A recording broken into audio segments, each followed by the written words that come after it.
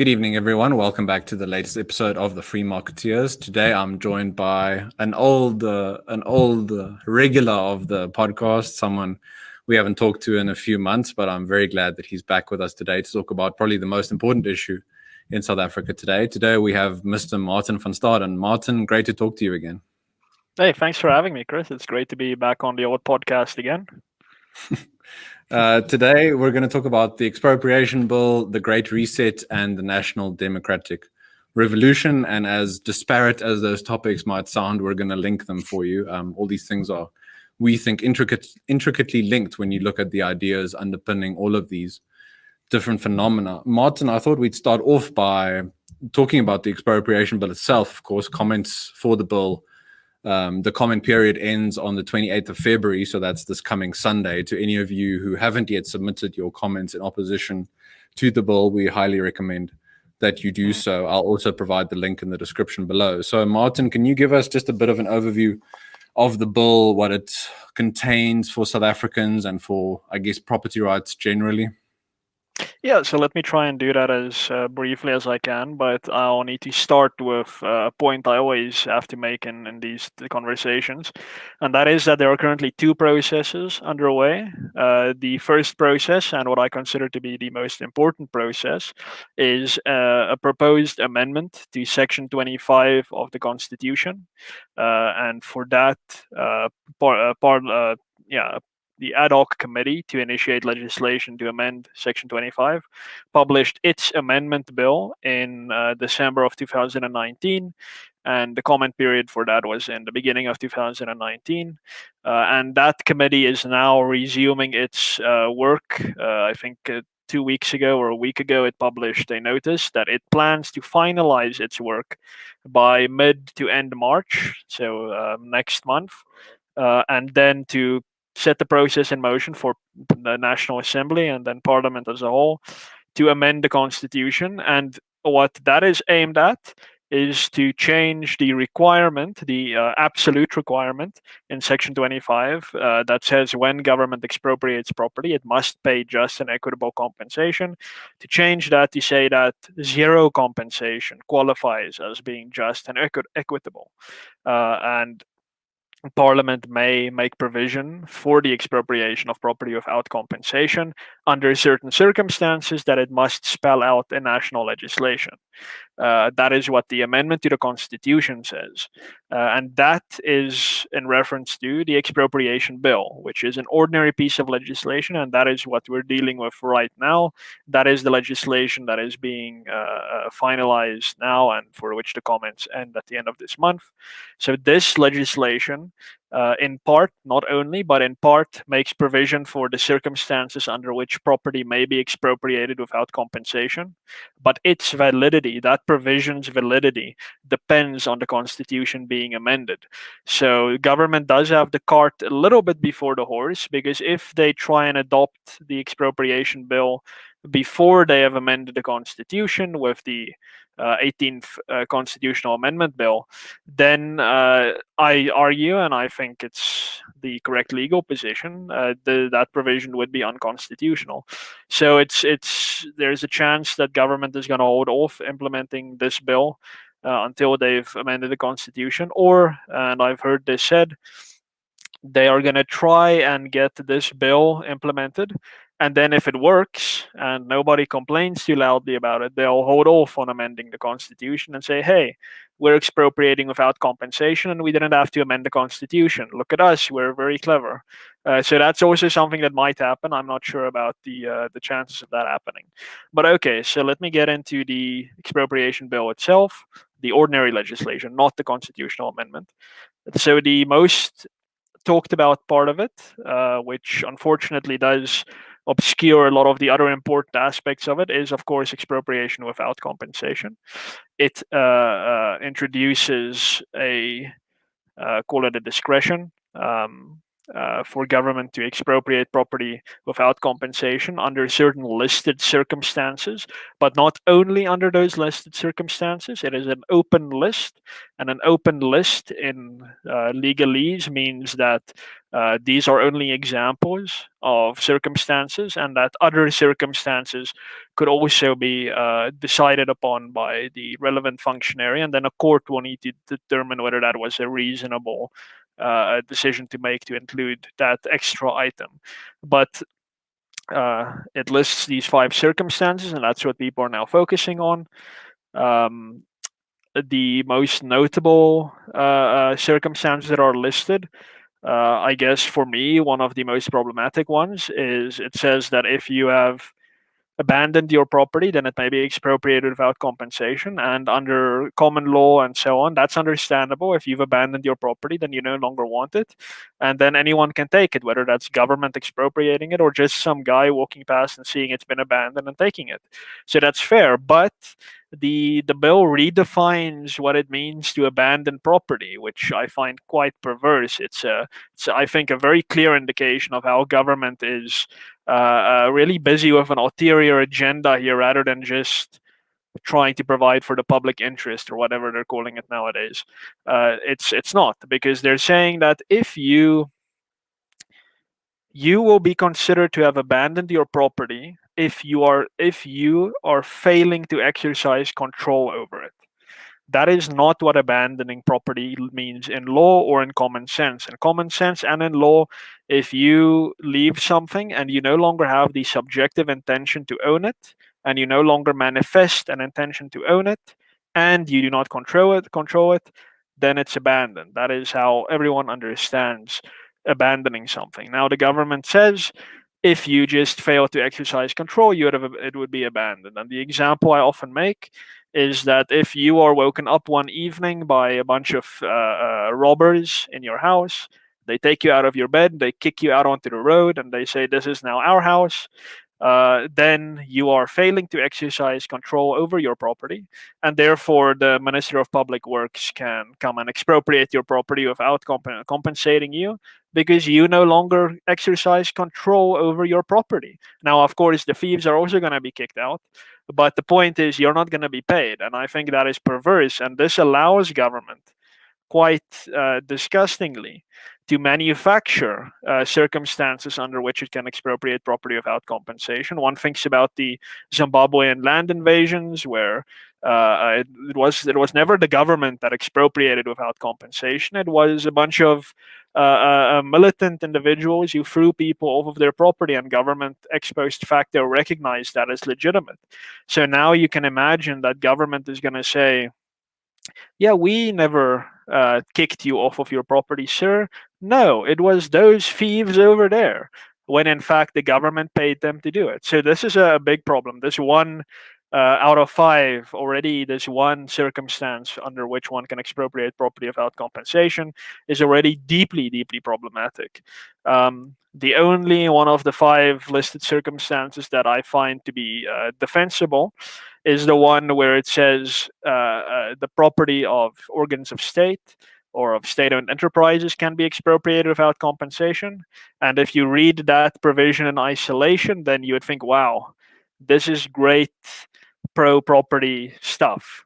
But wait, if you read the bill from the start, you'll see that there's a provision that says if the property of any state organ or state agency or state enterprise is expropriated, that enterprise or entity will first need to provide permission or consent to the expropriation. And I mean, of course, they are going to provide consent to have their property expropriated. Why would one even question that? It is totally ridiculous. Sorry, Martin. So the only way then for the government to expropriate the government is for the government to give the government permission to expropriate the government. Exactly. So if municipal parks department, yes.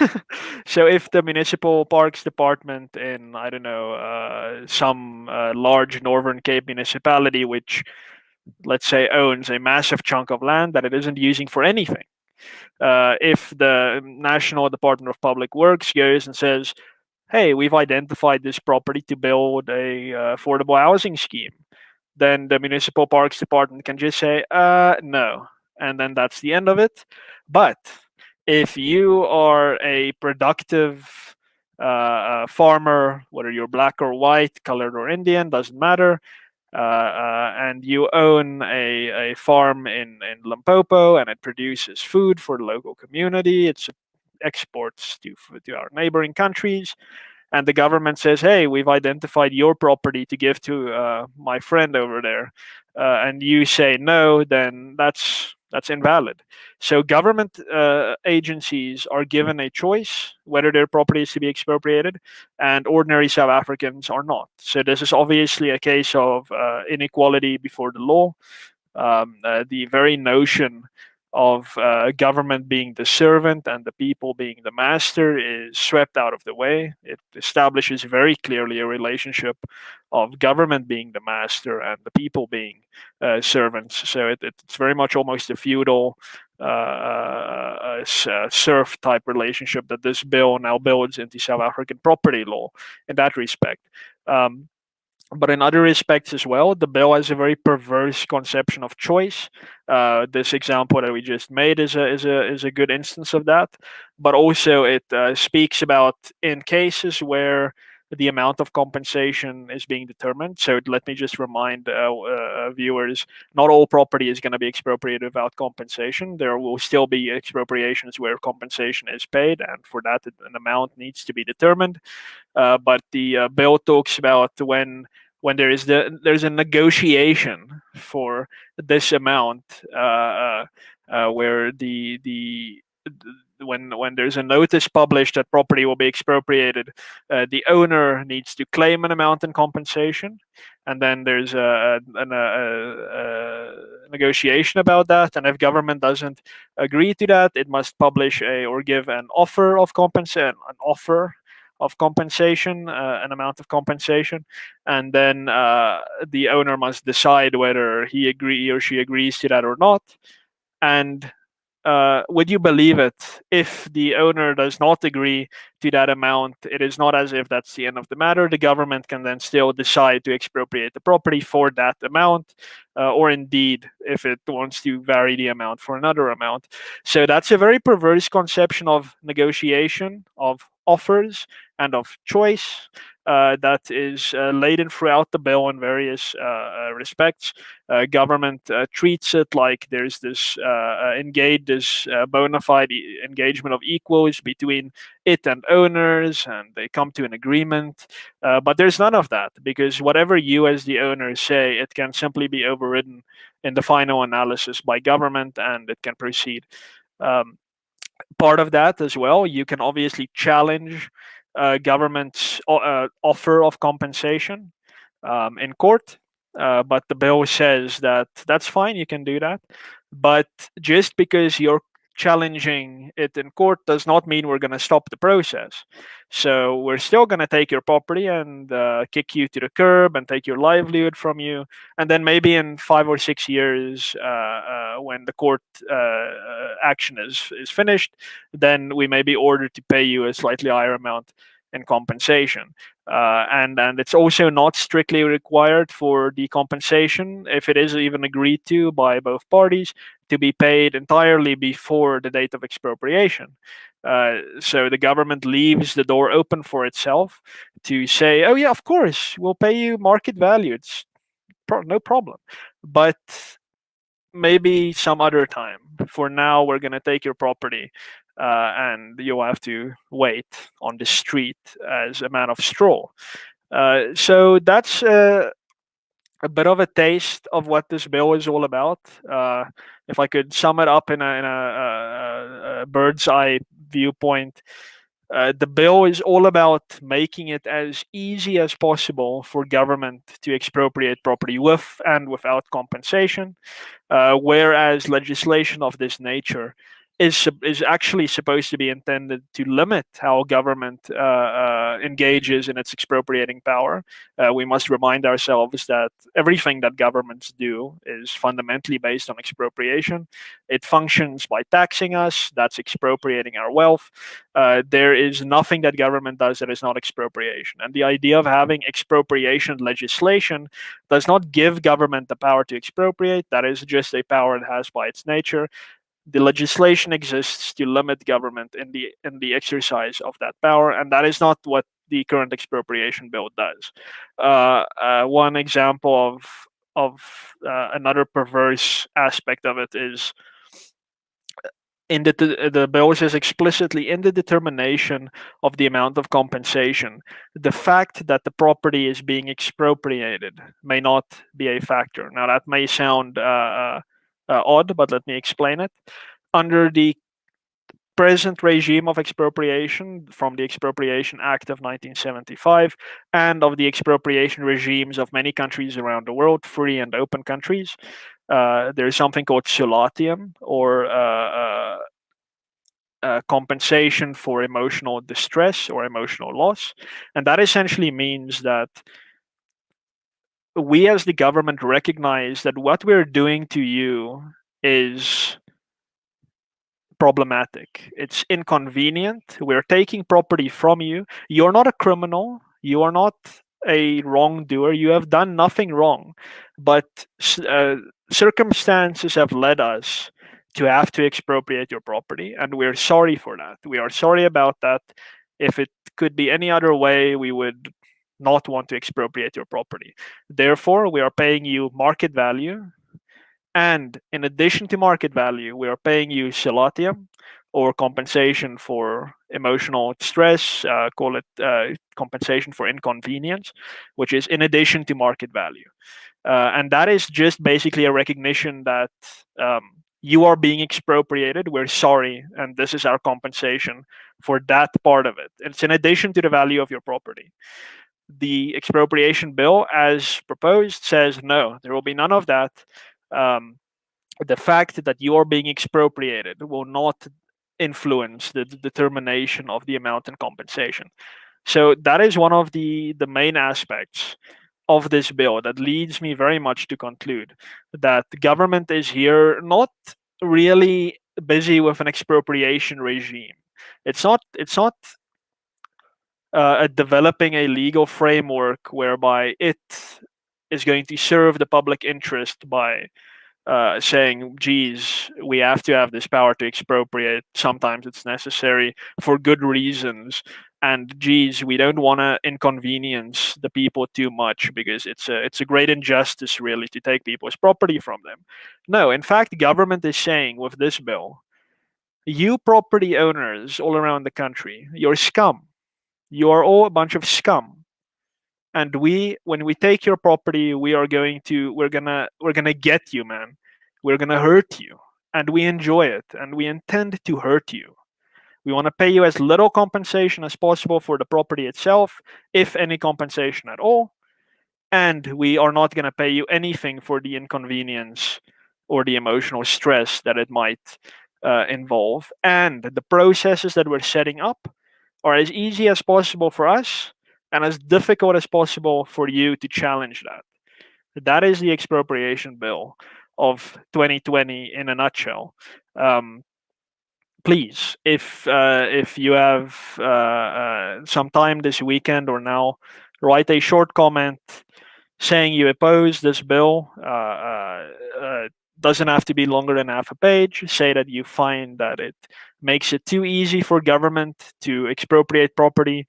You believe that private property rights are very important. Private property rights serve the public interest, and that you think that this bill falls way short. The government should reconsider.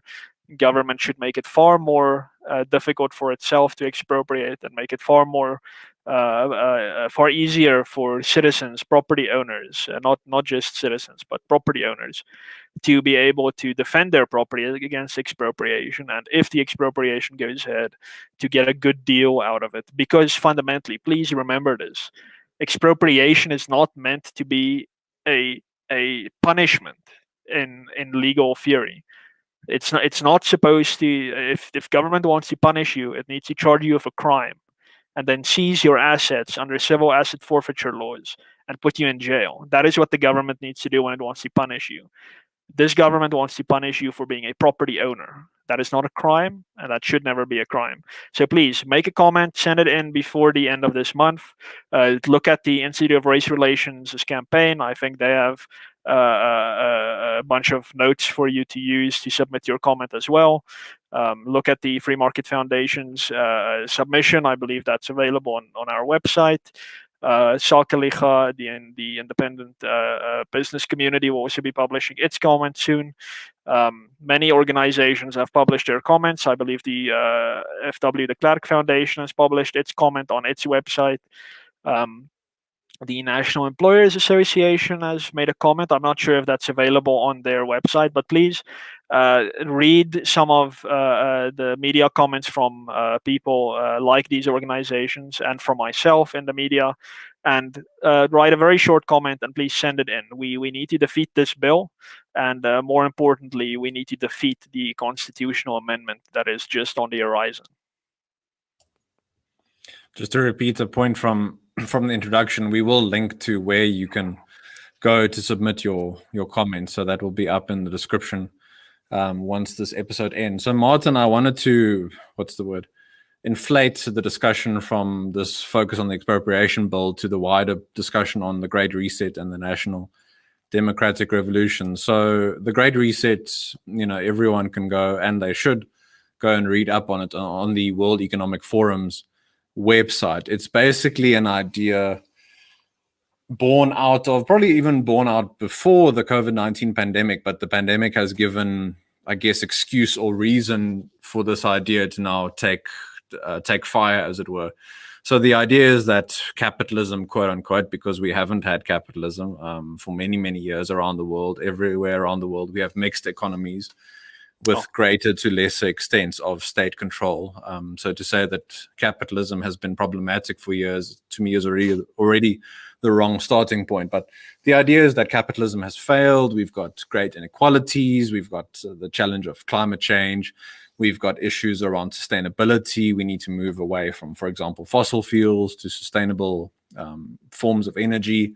The reset also talks a lot about the idea of stakeholders, and under stakeholders you have governments, politicians, businesses, communities, all working together towards the quote-unquote common good. What the common good is never defined.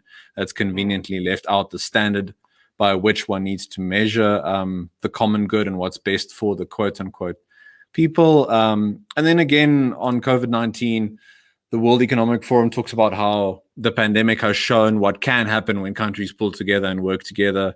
It's interesting that there's never mention of, that citizens weren't given much choice whether they work together or not. In most countries, people were forced to stay at home, and it was a crime if you left your home at a certain time, if you went outside, if you interacted in ways before that were assumed to be perfectly normal. And there's, of course, always talk about sacrifice. So the willingness of people to make sacrifice, again, it's a bit different when you're forced to sacrifice than when you're willing to, for example, sacrifice for your neighbor or for your child, kind of thing, when people would do that sort of thing voluntarily. So it's this guiding idea that the world needs to pull together to tackle all sorts of challenges. And with that, you have this concept of resetting things, resetting relationships, resetting conceptions, resetting, for example, the idea of property ownership, the idea of, the basic idea of making a profit if you're running a business, the very idea of free speech, for example, freedom of the press. Maybe sometimes you're going to need to not allow certain speech if that, quote unquote, undermines this great pulling together, as it were, of the Great Reset. So, Martin, a little bit, I wanted your take on that. We can also link that, of course, to the NDR, which I think is a different form of the Great Reset, as it were, specifically in South Africa, the sort of ruling party wanting to impose its Great Reset idea on South Africa. I think you and I would agree that some things do need to be reset. The world needs to head towards a greater place of strong property rights, the rule of law, individual rights, civil liberties, and real economic growth. Yes, things can be Yeah. reset in a very positive direction, not in the direction that I Yes. think the World Economic Forum wants. So that's a lot for you to comment on, but sort of, I think, take your pick what you want to go with first. Yeah, so I think you're right that the NDR and the Great Reset are in many respects very similar, and I think we should dwell a little bit on maybe the differences. I think the Great Reset idea, at least from my perspective, does not come from the same, I guess, call it cynicism about human nature and the same kind of I want to call it malicious perspective that the NDR comes from. So the Great Reset is very much something you would have seen for many years already amongst, I would say, mostly European chattering classes, and what should come to mind immediately is a meme that's been doing the rounds for a few years now. I believe it's that tough men create good times create weak men create bad times, and bad times create tough men. That something along those lines. And I think Europe and in many respects North America has found itself for more quite a few generations now in a position of ex- extreme wealth, but in a good way. I mean, other people talk about extreme wealth as if it's a bad thing. I think it's great, but that has allowed them to no longer really recognize the role that private property has played in underpinning the wealth that they have. There's also the added benefit that the governments that have presided over them for again many generations have not had the same kind of in your face level of incompetence, number one, but also total disregard for the law, for call it a very superficial level of ethics that we've seen in Africa. In Africa, politicians and in South Africa as well, but throughout the continent, have been quite clear or quite clear about their lack of ethics. There have been many instances where former President Jacob Zuma, for instance, would laugh in that very trademarkable chuckle of his when people accuse him of corruption, would credibly accuse him of corruption. The politicians in South Africa get charged and convicted of corruption, and they get put in jail only to be paroled a week later. Because the same party controls the correctional services department. And of course, we see this throughout Africa. And that is, I think, a reason why it's easier for people in Europe, on within the chattering classes at least, to be unable to conceive of what happens when government really gets the level of power over society that they want it to have. So the academic notion has developed that society has become so complex because of globalization and trade and etc., that a lot more coordination is necessary, and a lot of cooperation, and that only government fundamentally can do this because it's in the most overarching position. And to be fair, I can understand why the chattering classes in the West could come to this conclusion to say property rights are interfering in this ability to coordinate. Governments need to do certain things to make trade more efficient, for instance, and property rights fundamentally get in the way. A big thing now is regulating, for instance, a large social media organizations to protect the right to privacy. These are all very much, I would say, it's not as close to the ground as in Africa, where people live day by day, where they need to worry about their next meal. And in Europe, it's very much easier to worry about something as extremely important, but nonetheless more, call it academic, as the right to privacy. So it's easy to come to this conclusion that property rights is just a hindrance, and the good politicians that we have simply need more power to protect our privacy, to make trade more efficient, etc. And that is what I believe the Great Reset idea is fundamentally based in. It's I want to call it a privileged position that is only really found in the West. The idea that, wow, COVID-19 really has given us the opportunity now to get rid of this nuisance of property, at least of a strong conception of private property. We can now move beyond it and move into prosperity. Now, the National Democratic Revolution, I think, is far more nefarious. It's based on economic theories that are very old and very much disproven.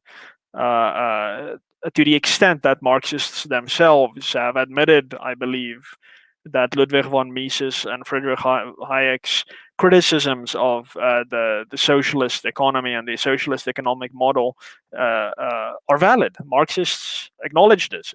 We don't really have an answer for this. Now, they have provided some answers, but none of these, I think, pass any kind of muster because they all fundamentally depend on mimicking what capitalist free market economies do. So the NDR comes from a position of, I would say, willful ignorance, but also very much a innate desire to control. I think it's very much rooted in a very authoritarian streak, whereas I would say the Great Reset mindset is in fact rooted in a libertarian attitude, not libertarian principles, of course not, but at least the desire for freedom, for people to be freer, in this case from the control of property owners, whereas NDR simply wants people subjected to government whims, and that has obviously proven most fitting for our current political class in South Africa, with its I would say a lot of the ideological commitment in our government has been replaced with nothing but a desire to entrench itself in power permanently. And I'm not referring to the ruling party alone, but to a cabal that stretches across various parties of people who share in power. And that is what I think the NDR is rooted in. So those are just a few conceptual differences, in my view, from the Great Reset and from the NDR, but they both converge in this same desire to eliminate property ownership.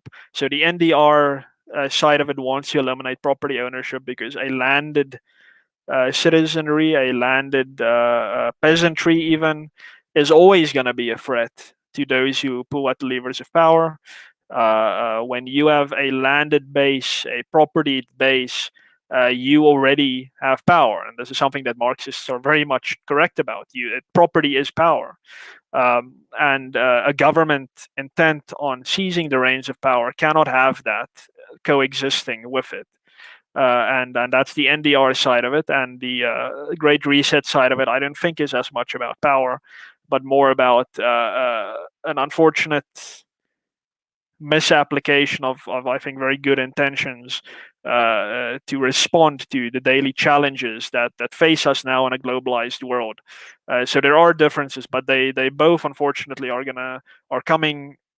They find their expression in something like the Expropriation Bill to weaken property ownership, and eventually I think the ultimate goal of both of these is to completely get rid of private property ownership. They still have their so-called personal property, but when it comes to really owning landed factories, farms, owning large estates where you live on, houses, the ultimate goal is to get rid of that. And we need to guard against that, but we must also realize that we need to respond to the NDR and the Great Reset somewhat differently. I would almost argue that the Great Reset, therefore, is a bit more insidious because, as you say, it maybe, it's sort of couched in the language of this is for the people's own good kind of thing, quote unquote, where the NDR has things in very sort of race terminology, class terminology. So it's a lot Yes. easier to then see anyone who speaks in those terms as your enemy, as your clear enemy, and you can fight against. Whereas the Great Reset is shown to be this enlightened position. Why would you be so resistant towards this utopia we can take you towards? I also want to mention that anything that portends to be utopian, I think we should in general be very skeptical of, even if someone is arguing for a libertarian utopia. The idea for me of utopianism is very insidious and dangerous. And the prosperity that the Great Reset, for example, promises people that you can attain and everyone will be happy, kind of thing, I think it's very much false, because it does away with the very ingredients that get you there. So we've seen throughout human history, those societies that tend towards things such as strong property rights, the rule of law, equality before the law, not just equality of outcomes and that kind of thing, freedom of speech, freedom of the press, those societies get towards a good level of quality of life and general prosperity, whereas those that don't, that do away with those things, as the Great Reset would, that's where you see low quality of life, people really struggling, more poverty, more hunger and hardship, lack of innovation, that kind of thing. So I guess the more a position portends to promise you through the application of government force, the more you should be wary of it. You simply cannot attain that final point. On the NDR, it's the guiding ideology of the current government, the idea that the state should control capital and the levers of power, and that South Africans will then be better off at a certain point. But why do you think it can't get us to that point? Maybe, you can say, oh, it's based on old antiquated ideas, but it has to be deeper than that, surely. Yeah, so this is part of the point you just made, and that is that the ingredients for prosperity are known. They're known. It's not, I guess it's quite arrogant of me to say this, but as far as I am concerned, the recipe for prosperity exists. It's written down. It's very short. It's not something that we're struggling to discover. The rule of law, limited government, private property rights, personal liberty. There you have it. That is the recipe for prosperity.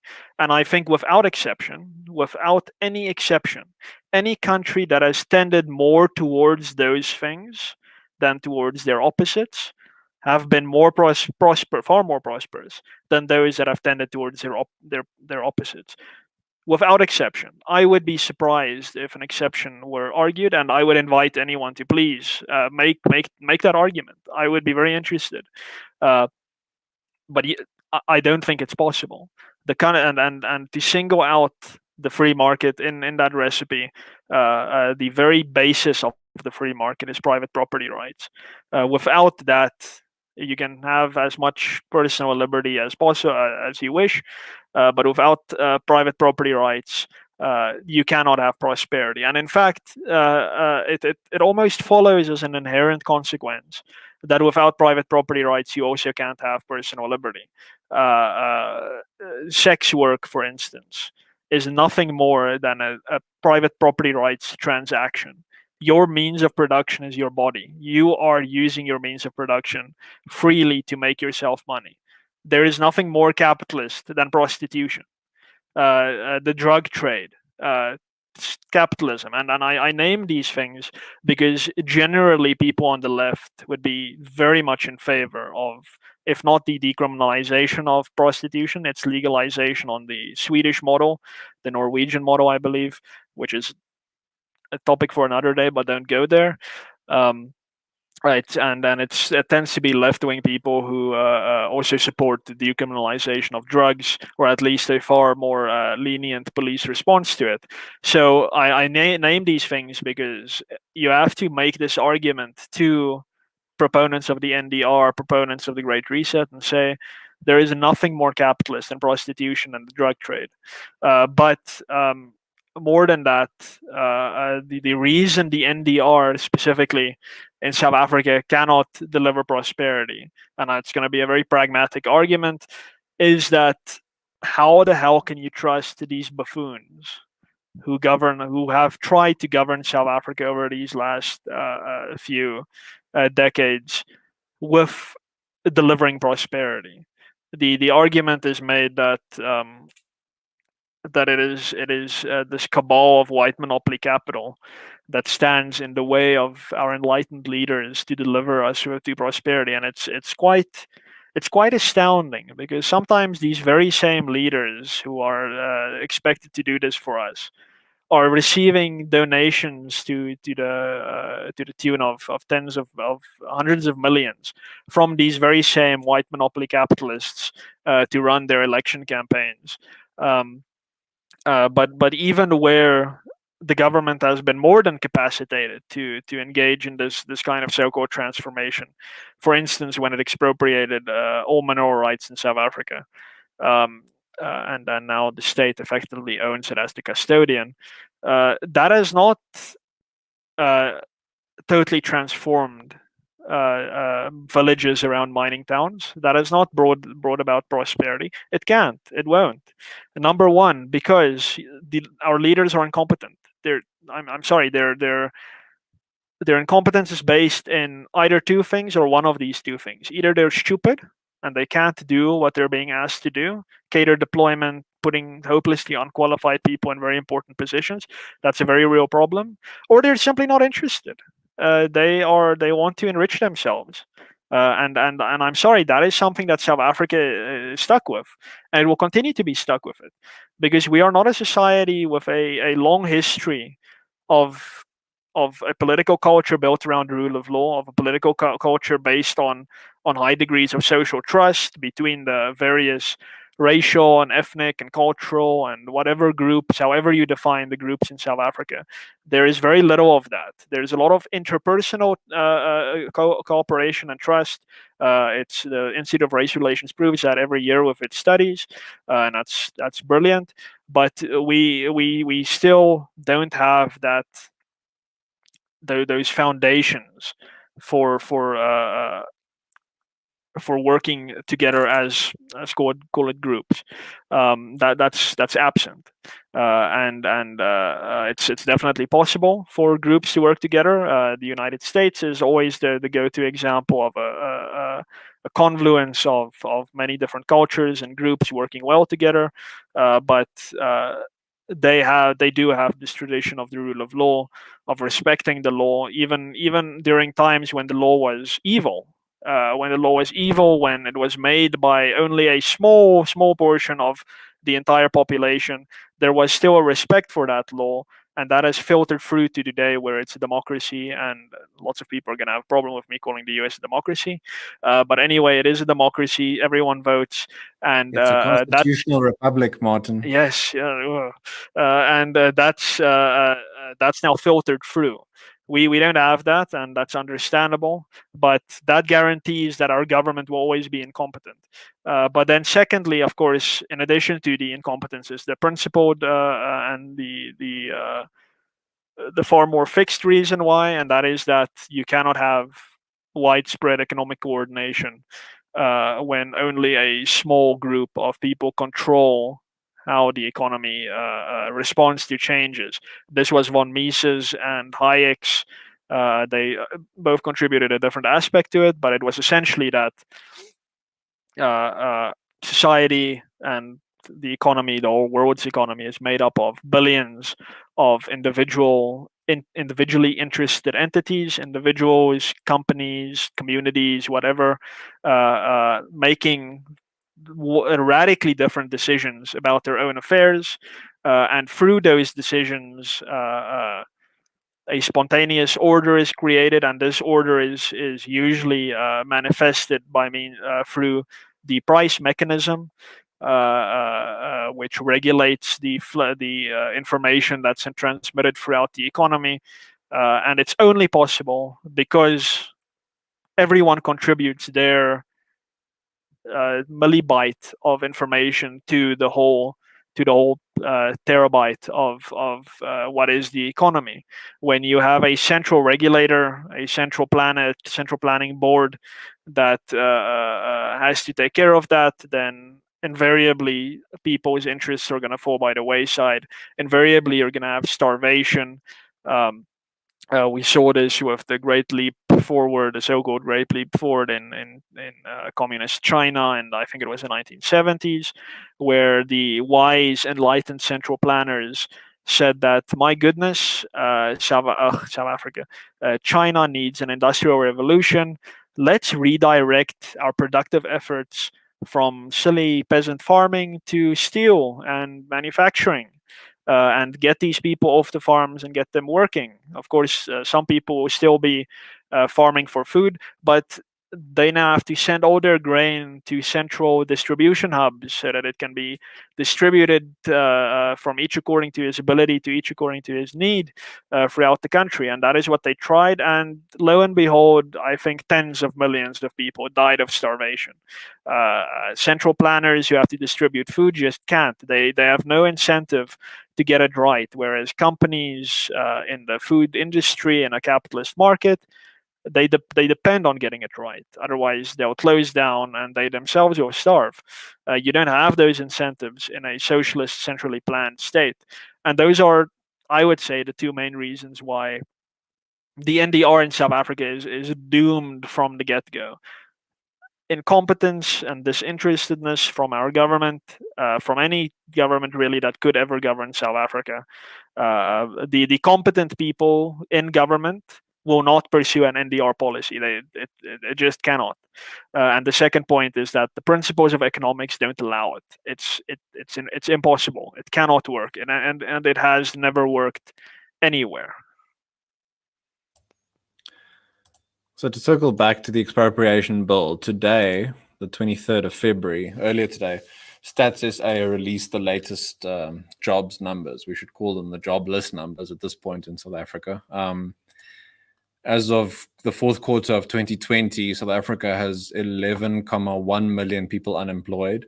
And based on the expanded definition, which includes people who have now stopped trying to look for work, the unemployment rate is 42.6%. If you dig into those numbers, of course, you'll see the numbers for youth. I think the age group 25 to 34, it might be at 65%, which is mind-blowing to think about in one way, but in another way not, because that's the result of the policies and ideas that we've implemented for years now.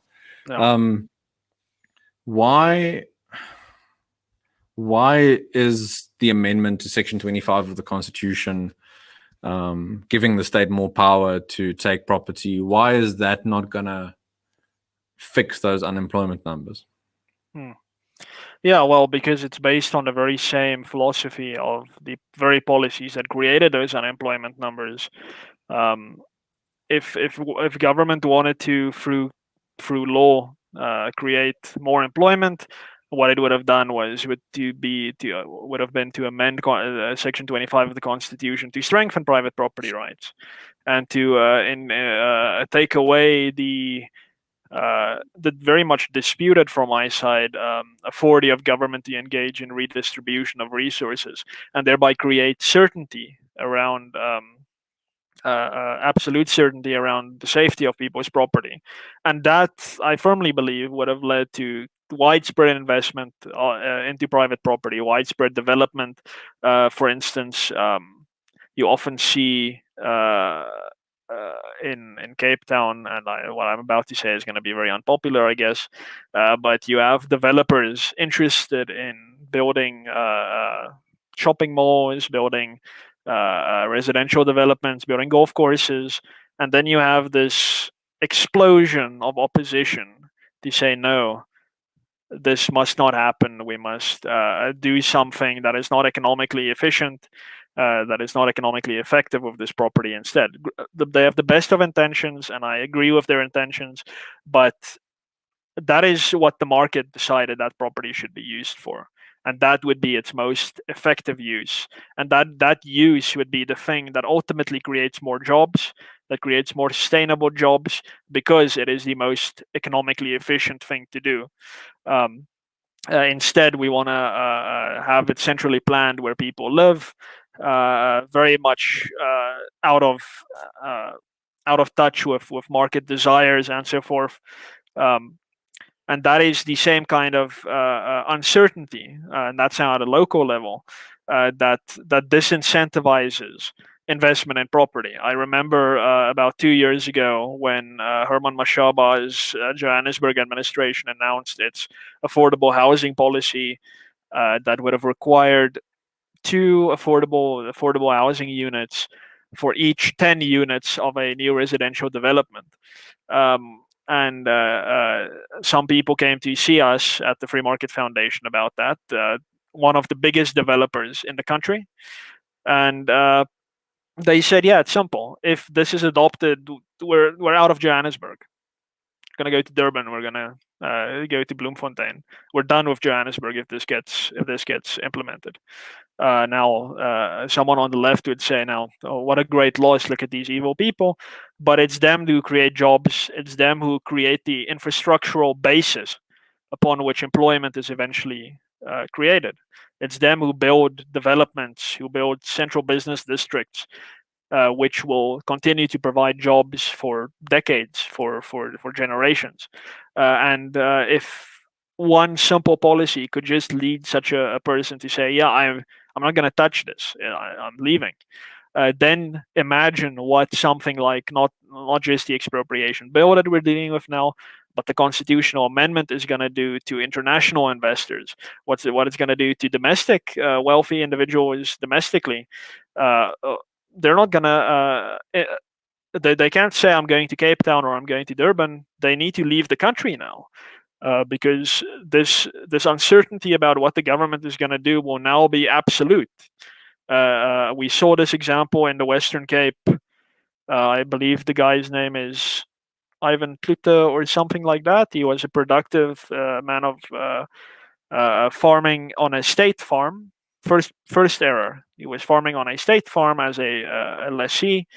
And now the government said, "Oh, sorry, comrade X, Y, and Z over there wants to farm on your farm now. Cheers." And he's being kicked off of that farm now. That is the type of thing that will happen under a regime where the government has this level of control over property. And the amendment to the Constitution will vest government with near absolute control over property. A lot of legal scholars will point out, no, that's not what it does.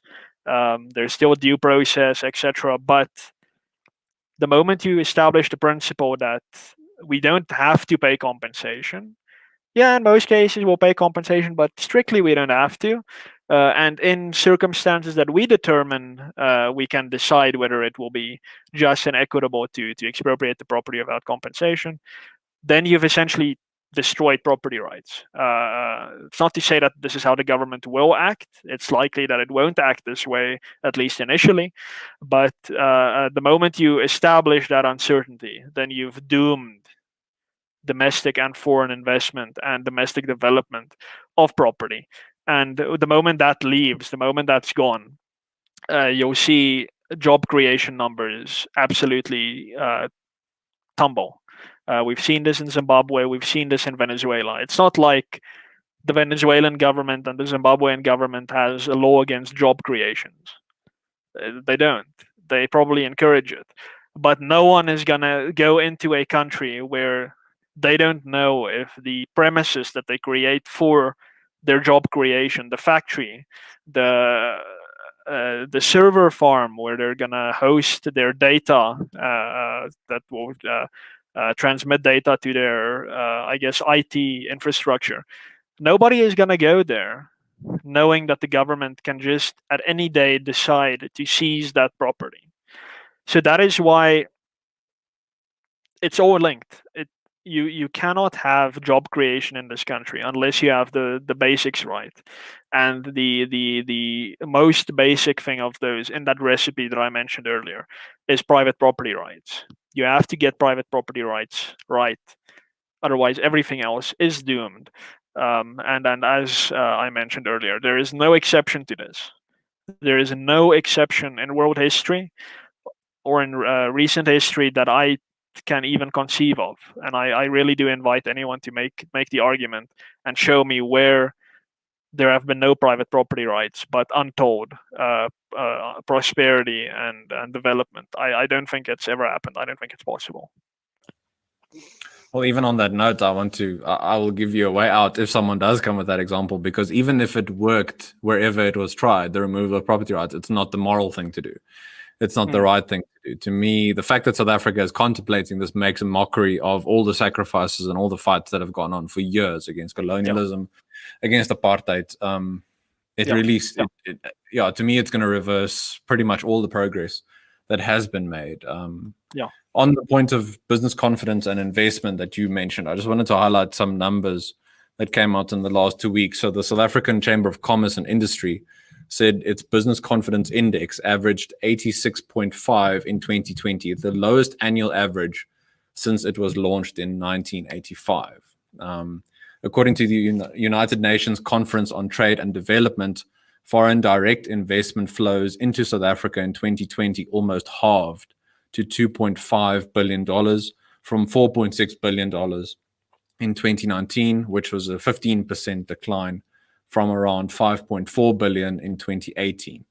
That's around $12.5 billion in total over the past 3 calendar years, which is far short of the $100 billion in new investment over 5 years that the government so famously targeted in 2018. Basically, without capital, nothing is going to happen in South Africa. No serious job creation and investment and growth. All the grand social compacts and plans that the government talks about so often, and these grand job creation drives that get delivered to us. None of that is going to happen without capital. And I don't see any rational reason why people would invest a lot in South Africa, whether local people or international people, without guarantees that their property will be safe. And just to me, it sort of fundamentally flies against in the face of logic of thinking I'm going to sink my life into this country, but at any point, any future government can take what I've built up. So there is an exception to that, and this is something that people must realize, is that I don't want to be too pessimistic, but if we go down this road without any breaks, when our society collapses, it's not a question of if, it's a question of when, if we decide to carry on with this. When our society collapses, there will be very big, very wealthy international firms that will continue to invest in this country. But It's not going to be the type of investment that uplifts ordinary people. And it definitely won't create any kind of jobs that anyone wants. When you look at war zones around the world, if you look at African states today with no discernible infrastructure, no civil society, totally collapsed societies, you still find large mining corporations right there extracting wealth. And it doesn't benefit the local people. They get paid incredibly terrible amounts of money, and it's not because the government isn't there to force the mining company to pay more, but it's because the company can get away with what it wants. There's no social pressure for it to pay more because the society has collapsed, and that is why you want that capital base, you want that foundation that underlies a country that has a civil society, an active civil society that can exert pressure, that can get people educated so that they can compete for higher wages. You need all of that, which is fundamentally based on property rights, if you want the type of investment that will lead to prosperity. But many people will say, no, look at Venezuela. This European company invested. No, they're probably importing most of their labor, and I can promise you the local people aren't benefiting at all. But Nicolas Maduro is benefiting a lot personally from such types of investments. And just finally, on a point you made, of course, it doesn't matter whether it works or not. I'm very call it deontological or dogmatic about my commitment to freedom. I really, yeah. So even if someone were to prove it now that freedom is actually bad for prosperity and growth, I would concede the point if they are able to prove it, which they absolutely won't because it's nonsense. But if they were able to prove it, I would concede the point, and I would say I don't care. Freedom in itself is at the very top of my hierarchy of values. It is something, it's not just a means to ends. It certainly is a means to ends, but it is a value in and of itself. As a free individual, you want to be able to fundamentally make your own decisions. Otherwise, you're simply a cog in someone else's machine, and I don't think that amplifies your self-realization, your self-actualization, or your human dignity. You fundamentally need to be free, even if you're poor, to really have a chance of self-actualization and all those things. So yes, absolutely, freedom is an end an end in and of itself, but it also happens to work, and it just always works without exception. A final question I had for you and wanted to get your perspective on, and allows me to play a little bit of devil's advocate. I mean, neither you nor I suffered the harms of apartheid. Neither you nor I had our property taken away. Neither of us were thrown in jail in the middle of the night.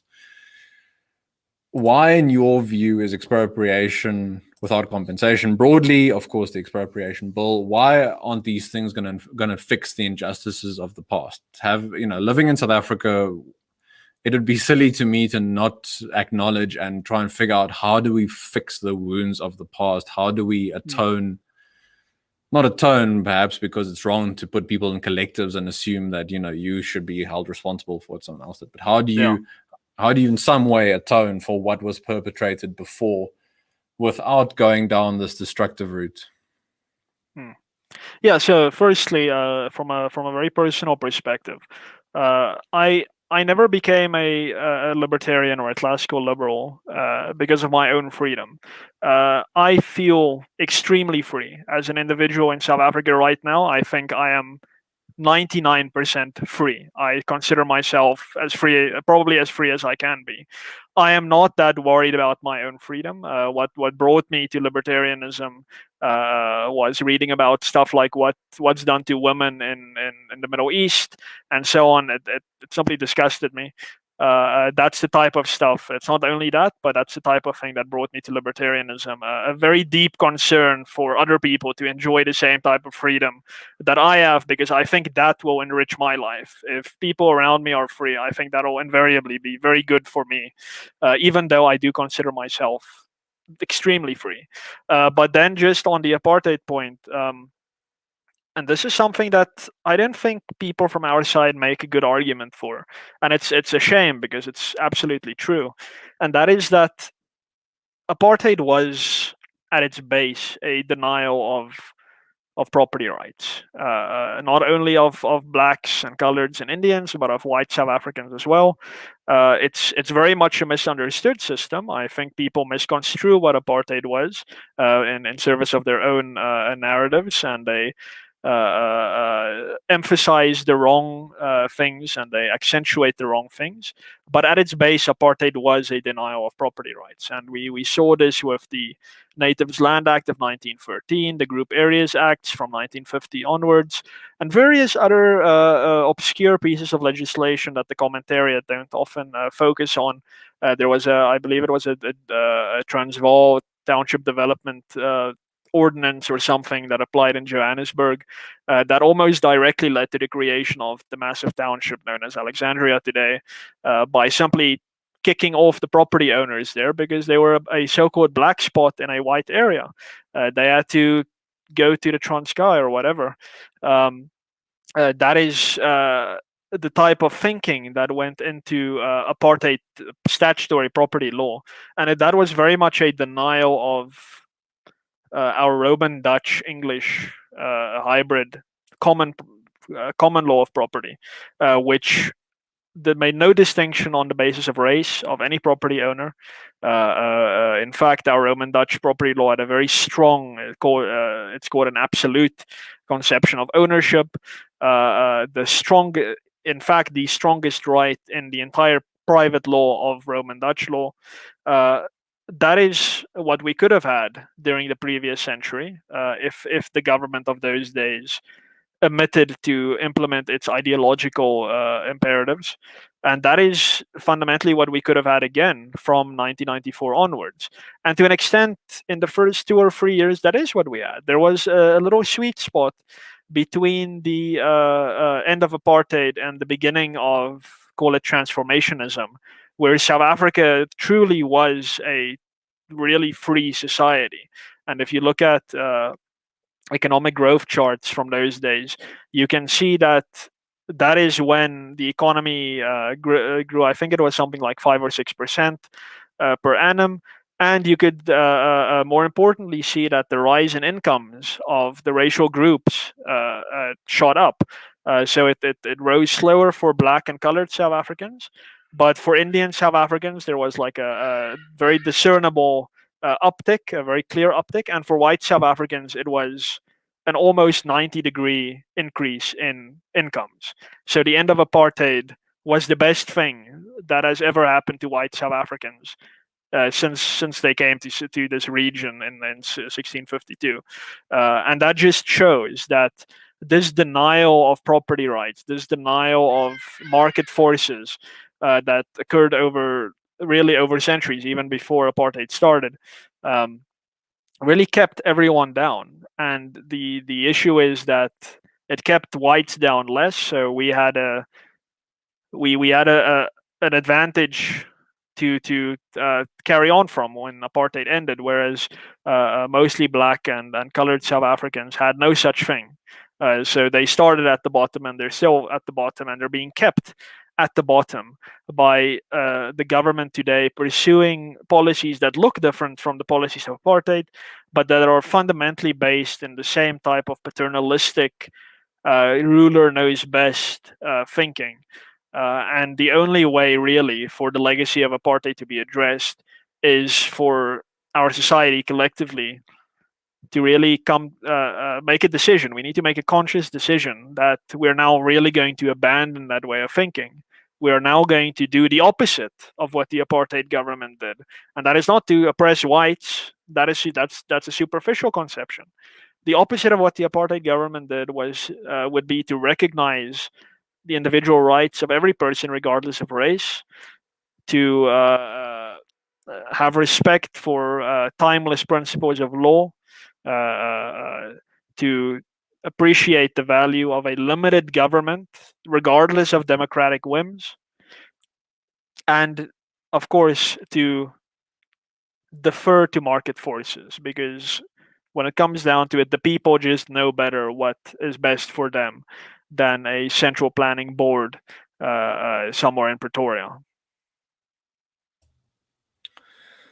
Thanks, Martin. Well, my final note for today will just be on, and this is a reminder to myself as much as it is a note to everyone who's joined us today, and we greatly appreciate that you've given us some of your time this evening, and to those of you who will watch this afterwards, is just what Ayn Rand, how she tried to highlight the importance of philosophy and the importance of ideas. So whenever you hear someone talking about the Great Reset or expropriation without compensation or the National Democratic Revolution, always think about how these things that might sound very abstract are linked to the concrete policies that you see being advocated for and implemented around you. So the particular view that someone takes of the world, of how people should interact, that will shape, for example, what role or roles people think a given government should play in society. I very much think that policies are downstream from ideas, from the philosophy that you hold about yourself, about your place in the world, and indeed about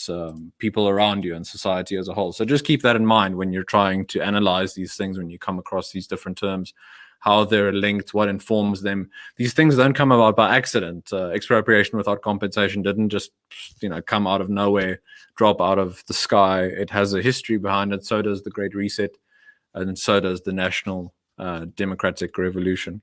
Martin, any final thoughts from you? Well, just it's something I always like to bring into these conversations, and that is that don't be hopeless, don't despair, don't think that there is nothing that can be done. I firmly believe that freedom is always literally just within reach. We just have to decide to reach for it. Even if our society collapses, even if everything falls apart tomorrow, if we just decide we want prosperity and we are going to base it on that recipe that I mentioned earlier, then we can have it. Within less than a generation, we can prosper. So don't despair. You can make a difference as an individual. Make your voice heard. You don't have to be in parliament. You can exercise your voting right. Write letters, support organizations like the Free Market Foundation and the many others that are fighting this fight. Talk to people around you. Say that freedom is important. You can make a difference. You should make a difference, and never succumb to defeatism. That's the only way that we can guarantee a permanent defeat, and that is literally to be defeatists. To keep speaking truth to power, and don't get caught up in the temptation to despair or to join another evil force just to get back at the evil force that's been getting you under up to now. Focus on freedom, stick with freedom, and reach out for freedom and grab it, and it could be ours. Thanks, Martin. I think that's a great note on which to end. Thank you for your time and for your insights today. Absolutely. Thanks for having me. Viewers and listeners, as always, thank you for giving us your time. For those of you who might not be aware, we currently have our annual fundraising challenge going on. So if you want to support the work of the Free Market Foundation, please go to our website, www.freemarketfoundation.com, and click on the big banner in the center of your screen. You can donate to the FMF, and any donation that you make will be supercharged by a very, very generous donor to whom we are eternally grateful. If you value the sort of fight that we try to fight in all sorts of different areas. And as Martin said, try to support other classically liberal, libertarian, pro-freedom think tanks and organizations around South Africa who do great work in various forms that you might not always expect. Please remember to like the video. Please share it on your different social media platforms, on your profiles. We greatly appreciate any sharing that you can provide to us. And if you haven't yet, please subscribe to our channel as well. Just click on the big red button underneath this video. On Thursday, we will have budget analysis coming up. Of course, tomorrow on the 24th of February, Finance Minister Tito Mboweni is going to present his budget for this year. Perhaps he's simply going to walk up with his one of his plants and light it on fire. That is probably the best analogy or best image, I guess, for where the South African fiscus currently is. Yeah, well, maybe the fynbos will survive, so he shouldn't bring some fynbos. As President Ramaphosa said, the people of South Africa are fynbos, so we'll survive. We'll survive anything. But thanks again for joining us. Enjoy your evening ahead. Hope you can relax a bit after work today, and we'll talk to you again very soon. Take care.